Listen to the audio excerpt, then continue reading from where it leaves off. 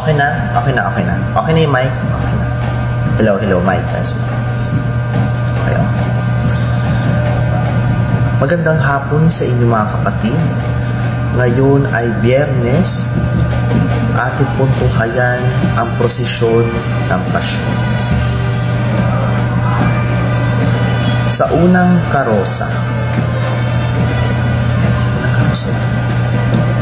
Unang karosa, mga taong taga-Jerusalem.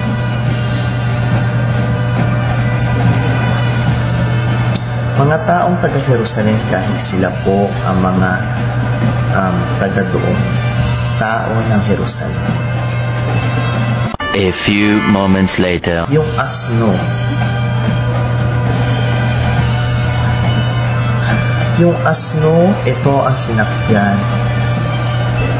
A few minutes later. Poncio Pilato, asawa ni Claudia, na nasa pangangalaga ng hermanidad ng parokya. Claudia. 3 days later.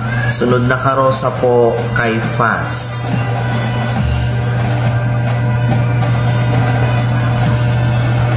Si Caiphas yung nagpunit ng kanyang damit nung nagalit. Caiphas na nasa pangangalaga ng pamilya Kruko. Wala na bang iba na pwede ipa-okay? Pati ito talaga sa susunod na karosa, yung manok na tumilaok na madaling araw. 3 weeks later. Ngayon po dadako tayo sa mga karosa ng tagpo. Tagal ah. Unang tagpo, kinuha yung asno na nasa pangangalaga ng pamilya at pipi. Many months later. Karosa, kumuha ng dahon at mga sanga ang taong bayan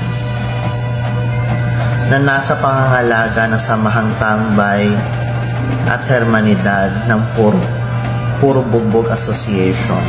1 eternity later. Sunod na karosa, naglatag ang mga tao ng kanilang saplot.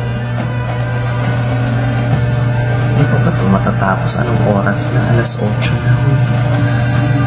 Di, Sabado de Gloria na. Hindi pa nakakarating yung entierro dito. Dami na natin karosa. Hindi pa pwede shortcut to?